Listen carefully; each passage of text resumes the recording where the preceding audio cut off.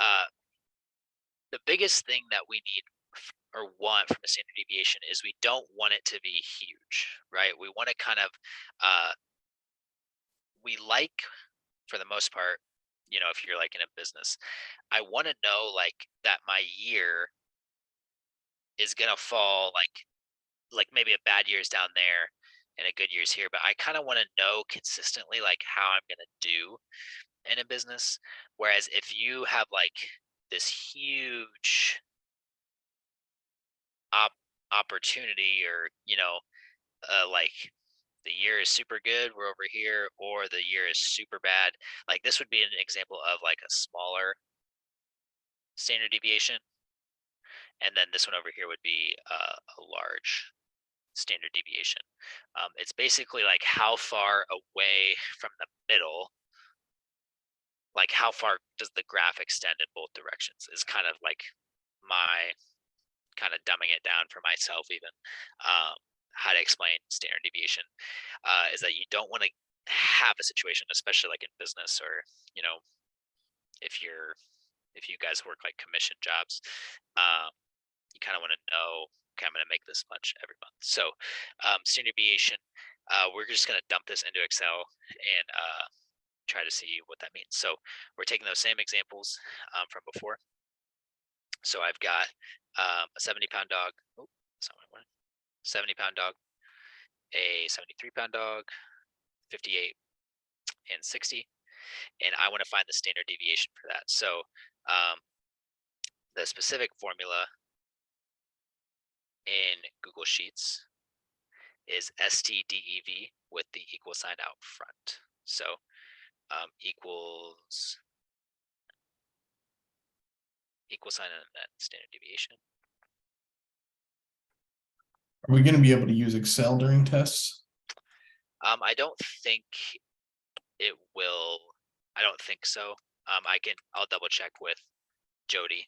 Um, I'm gonna put that in my to-do list right now, but I would assume not. Good question. Um, but like you obviously couldn't do this question without Excel. Like you would need it. So I don't know where I'm getting this huge equation from. So this is literally killing me.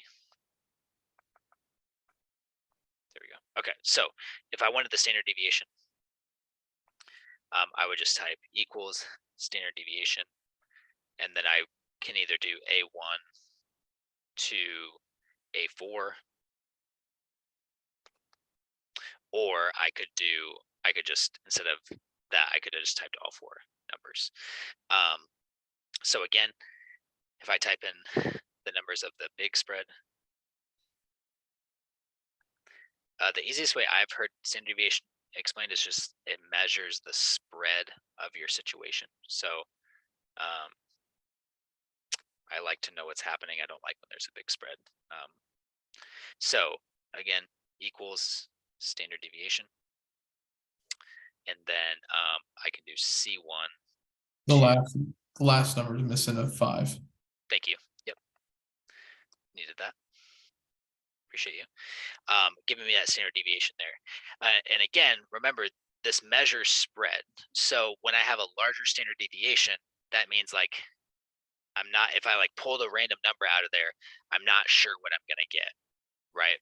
With that 30 being so much bigger than 7. Whereas if I'm in group 1 and I choose a dog to take home with me and love forever, I know it's gonna be, more of a consistent weight. Whereas like, man, I really don't want to take this huge dog home.